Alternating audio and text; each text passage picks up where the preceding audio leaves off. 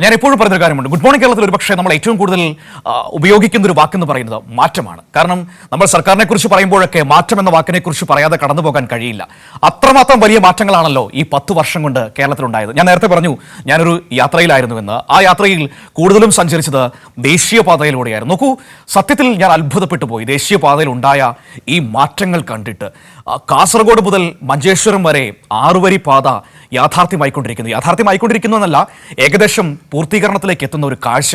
അത് അത്ഭുതകരമായൊരു മാറ്റം തന്നെയാണ്. നിങ്ങൾ ഓർക്കേണ്ട ഒരു കാര്യമുണ്ട്, ഉമ്മൻചാണ്ടി ഭരിക്കുന്ന കാലത്ത് നാഷണൽ ഹൈവേ അതോറിറ്റി ഇവിടെ ഇതൊന്നും നടക്കില്ല എന്ന് പറഞ്ഞുകൊണ്ട് അവരുടെ ഓഫീസ് പൂട്ടിപ്പോയതാണ്. അവിടെ നിന്നാണ് അവരെ തിരിച്ചു കൊണ്ടുവന്ന് ഭൂമി ഏറ്റെടുത്ത് അങ്ങോട്ട് പൈസ കൊടുത്ത് നമ്മൾ ഈ പദ്ധതി യാഥാർത്ഥ്യമാക്കുന്നത്. കേരളത്തിന്റെ ചരിത്രത്തിലെ തന്നെ ഏറ്റവും വലിയ വികസന പദ്ധതികളിലൊന്ന്. ഏകദേശം 66,000 കോടി രൂപയുടെ വികസനമാണ് ദേശീയപാത വരുമ്പോൾ യാഥാർത്ഥ്യമാകുന്നത്. ഈ റോഡ് മാത്രമല്ല, ആ റോഡ് വരുമ്പോൾ ഇൻഫ്രാസ്ട്രക്ചർ മാറുമ്പോൾ അതിൻ്റെ സമീപത്തുണ്ടാകുന്ന വികസനങ്ങൾ കണ്ണഞ്ചിപ്പിക്കുന്നതായിരിക്കും. അപ്പോൾ കണ്ണഞ്ചിപ്പിക്കുന്ന ഒരു മാറ്റത്തിലേക്ക് കേരളം കടക്കുകയാണ്. നമുക്ക് ഈ ദേശീയപാതയുടെ വികസനത്തെക്കുറിച്ച് തന്നെ കുറച്ച് സംസാരിക്കാനുണ്ട്. എന്നോടൊപ്പം വിവിധ ഇടങ്ങളിൽ നിന്ന് ഞങ്ങളുടെ പ്രതിനിധികൾ ചേരും. അതിനു മുൻപ് ദേശീയപാത യാഥാർത്ഥ്യമാകുന്നതിനെക്കുറിച്ച് മുഖ്യമന്ത്രി പറഞ്ഞ ഒരു വാക്ക് വെച്ച് തുടങ്ങാം. നാഷണൽ ഹൈവേയുടെ കാര്യത്തിൽ UDF സർക്കാരിന്റെ കുറ്റകരമായ കെടുകാര്യസ്ഥതയാണ് ഉണ്ടായതെന്ന് മുഖ്യമന്ത്രി പറഞ്ഞു. ആ കെടുകാര്യസ്ഥതയ്ക്ക് കേരളം കൊടുക്കേണ്ടി വന്ന വലിയ പിഴയാണ് നമ്മൾ നാഷണൽ ഹൈവേ അതോറിറ്റിക്ക് നൽകിയ ഏകദേശം 6,000 കോടിയോളം രൂപ. വലിയ തുകയാണ് നമ്മൾ പിഴയായി നൽകേണ്ടി വന്നത്. ഇപ്പോൾ നാഷണൽ ഹൈവേ പൂർത്തിയാവുകയാണ്. LDF വരും, എല്ലാം ശരിയാകുമെന്ന് പറഞ്ഞത് അന്വർത്ഥമാകുന്നുവെന്നും മുഖ്യമന്ത്രി പറഞ്ഞു. നാഷണൽ ഹൈവേ നമ്മുടെ നാട്ടിൽ വികസനം നടക്കില്ല എന്ന് ഏറെക്കുറെ എല്ലാവരും ഉറപ്പിക്കുന്ന നിലയാണുണ്ടായത്. അങ്ങേയറ്റത്തെ കുറ്റകരമായ കെടുകാര്യസ്ഥതയാണ് അന്നത്തെ ഗവൺമെൻറ് കാണിച്ചത്. പക്ഷേ 2016 LDF സർക്കാർ ഈ പദ്ധതി നടപ്പാക്കാൻ തയ്യാറായപ്പോൾ നമ്മൾ എന്ന് പറഞ്ഞാൽ കേരളം നേരത്തെ UDF സർക്കാർ കാണിച്ച കെടുകാര്യസ്ഥതയ്ക്ക് പിഴയടക്കേണ്ടി വന്നു. 5,600 കോടി രൂപ ഇതിൻ്റെ ഭാഗമായി കേരളത്തിന് കൊടുക്കേണ്ടതായി വന്നു. ഇപ്പോൾ നാഷണൽ ഹൈവേയിൽ സഞ്ചരിക്കുന്ന ആളുകൾ ചില ഭാഗങ്ങളിൽ റോഡ് പണി തീർന്നിരിക്കുന്നു, നല്ല വേഗതയിൽ ആ വഴിയിലൂടെ പോകുന്നു. അടുത്ത ഭാഗം പണി തീർന്നുകൊണ്ടിരിക്കുന്നത് കാണുന്നു. അപ്പോൾ ഇതേ വേഗതയാണല്ലോ ഇനി ഇവിടെ വരാൻ പോകുന്നത് എന്ന് മനസ്സിൽ കാണുന്നു. ഇത് എന്തുകൊണ്ടാണ് സംഭവിച്ചത്? LDF അന്ന് അധികാരത്തിൽ വന്നിരുന്നില്ല എങ്കിൽ നമ്മുടെ നാട്ടിൽ ഇത് സംഭവിക്കുമായിരുന്നോ? പഴയ അതേ നില തന്നെ തുടരുമായിരുന്നില്ലേ? അപ്പോൾ LDF വരും, എല്ലാം ശരിയാകും എന്ന് പറഞ്ഞത് പൂർണ്ണമായും അന്വർത്ഥമാകുന്ന നിലയാണല്ലോ നമ്മളിവിടെ കണ്ടത്.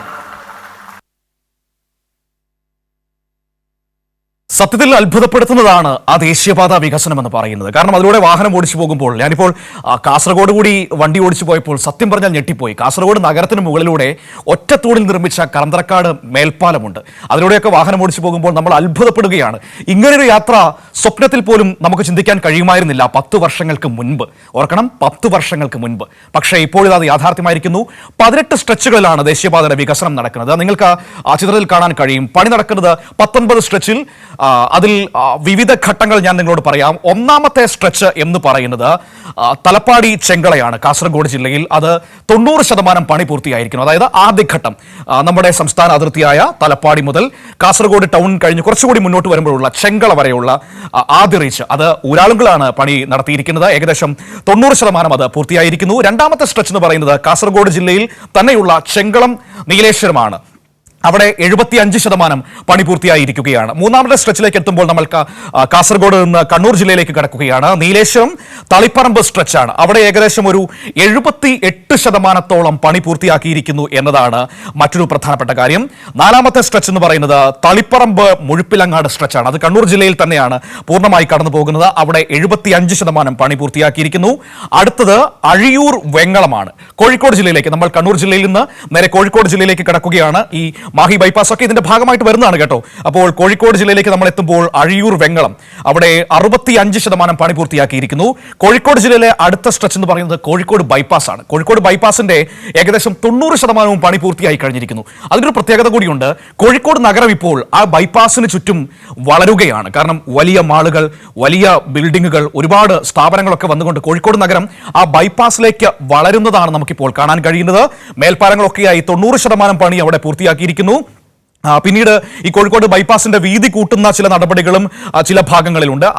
പക്ഷേ അതിന്റെ ഒരു പണി മാത്രം ഒരു അല്പം മെല്ലെപ്പോക്കാണ്, 15%. പക്ഷേ അത് വളരെ വേഗത്തിൽ തന്നെ മുന്നോട്ട് പോകുമെന്ന് പൊതുമരാമത്ത് വകുപ്പ് മന്ത്രി കഴിഞ്ഞ ദിവസം വ്യക്തമാക്കുകയും ചെയ്തിട്ടുണ്ട്. അടുത്ത സ്ട്രെച്ച് ഏറ്റവും അത്ഭുതപ്പെടുത്തുന്നത് നിങ്ങൾ ഓർക്കേണ്ട ഒരു കാര്യമുണ്ട്. രാമനാട്ടുകര വളാഞ്ചേരിയാണ്, മലപ്പുറം ജില്ലയാണ്. നിങ്ങളുടെ ഓർമ്മയിലുണ്ടാകും, ദേശീയപാത വികസനം വന്നപ്പോൾ സ്ഥലം ഏറ്റെടുപ്പിനെതിരെ അവിടെ നടന്ന സമരങ്ങൾ, ഈ UDF-ന്റെ നേതൃത്വത്തിൽ, മുസ്ലിം ലീഗിന്റെ ഒക്കെ നേതൃത്വത്തിൽ അവിടെ ഉണ്ടായ സമരങ്ങളൊക്കെ നിങ്ങളുടെ ഓർമ്മയിലുണ്ടാകും. അവിടെ ഇപ്പോൾ 95% പണി പൂർത്തിയായിരിക്കുന്നു. ആ വട്ടപ്പാറ വളവൊക്കെ ഇപ്പോൾ കണ്ടാൽ നമ്മൾ അത്ഭുതപ്പെട്ടു പോകും. ഇങ്ങനെയും റോഡ് പണി നടത്താൻ പറ്റുമോ എന്നാണ് നമ്മൾ അത്ഭുതപ്പെടുന്നത്. ആ രീതിയിൽ അന്താരാഷ്ട്ര നിലവാരത്തിലാണ് പണി പൂർത്തിയായി കഴിഞ്ഞിരിക്കുന്നത്. ഇനി നമ്മൾ നേരെ പോകുന്നത് ഈ വളാഞ്ചേരി മുതൽ കാപ്പിരിക്കാട് വരെയുള്ള അടുത്ത മേഖലയാണ്. അവിടെയും പണി ഏകദേശം 100% അടുക്കുകയാണ്. 96% പൂർത്തിയായി കഴിഞ്ഞിരിക്കുന്നു. പിന്നീട് തൃശൂർ ജില്ലയിലേക്ക് കടക്കുകയാണ്. കാപ്പിരിക്കാട് മുതൽ തളിക്കുളം വരെയുള്ള ഏരിയയാണ് തൃശൂർ ജില്ല എന്ന് പറയുന്നത്. അവിടെ 75% പണി പൂർത്തിയായിരിക്കുന്നു. ഈ തൃശൂർ ജില്ലയിൽ നിന്ന്, തൃശൂർ ജില്ലയിലെ അടുത്ത റീച്ച് തളിക്കുളം മുതൽ കൊടുങ്ങല്ലൂർ വരെയുള്ളതാണ്. അവിടെ 65% പണി പൂർത്തിയായിരിക്കുന്നത്. മറ്റു മേഖലകളെ അപേക്ഷിച്ച് നോക്കുമ്പോൾ ആ ഭാഗത്ത് ഒരല്പം മന്ദഗതിയുണ്ട്. പക്ഷേ പേടിക്കേണ്ട ആവശ്യമില്ല. ഇതോടൊപ്പം തന്നെ എല്ലായിടത്തും പണി പൂർത്തിയാക്കാൻ കഴിയുമെന്ന് തന്നെയാണ് നമ്മൾ പ്രതീക്ഷിക്കുന്നത്. പിന്നീട് അടുത്ത റീച്ച് കൊടുങ്ങല്ലൂർ മുതൽ ഇടപ്പള്ളി വരെയുള്ള ഭാഗമാണ്. എറണാകുളം ജില്ലയിലേക്ക് നമ്മൾ കടക്കുന്നു. 60% പണി പൂർത്തിയായിരിക്കുന്നത്. വളരെ വേഗത്തിൽ നിർമ്മാണ പ്രവർത്തികൾ മുന്നോട്ട് പോകുന്നു എന്നതാണ് അവിടുത്തെ ഒരു പ്രത്യേകത. അടുത്തതാണ് അരൂർ തുറവൂർ മേൽപ്പാലം, 55%. അതായത് രാജ്യത്തെ തന്നെ ഏറ്റവും വലിയ മേൽപ്പാലങ്ങളിൽ ഒന്നാണ് ഈ അരൂർ മുതൽ തുറവൂർ വരെയുള്ള ഭാഗത്ത് പൂർത്തിയായിക്കൊണ്ടിരിക്കുന്നത്. 55% പണി പൂർത്തിയായി കഴിഞ്ഞിരിക്കുന്നു. അടുത്തത് തുറവൂർ പരവൂറാണ് അടുത്ത മേഖല, അടുത്ത സ്ട്രെച്ച് എന്ന് പറയുന്നത്. പക്ഷേ അവിടെ ഒരല്പം മന്ദഗതിയിലാണ് കാര്യങ്ങൾ.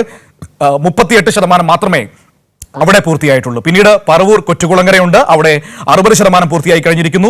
പിന്നീട് കൊച്ചുകുളങ്ങര കൊല്ലമാണ്, 68%. കൊല്ലം കടമ്പാട്ടുകോണം 72%. കഴക്കൂട്ടം കടമ്പാട്ടുകോണമാണ് അവസാന സ്ട്രെച്ച്, അത് ഏകദേശം 45% പൂർത്തിയായി കഴിഞ്ഞിരിക്കുന്നു. ഇങ്ങനെയാണ് നമ്മുടെ ദേശീയപാത 19 സ്ട്രെച്ചുകളിലായി ഇപ്പോൾ പണി നടന്നുകൊണ്ടിരിക്കുന്നത്. അതിന്റെ ഒരു ഏകദേശ ചിത്രമാണ് നമ്മൾ കണ്ടത്.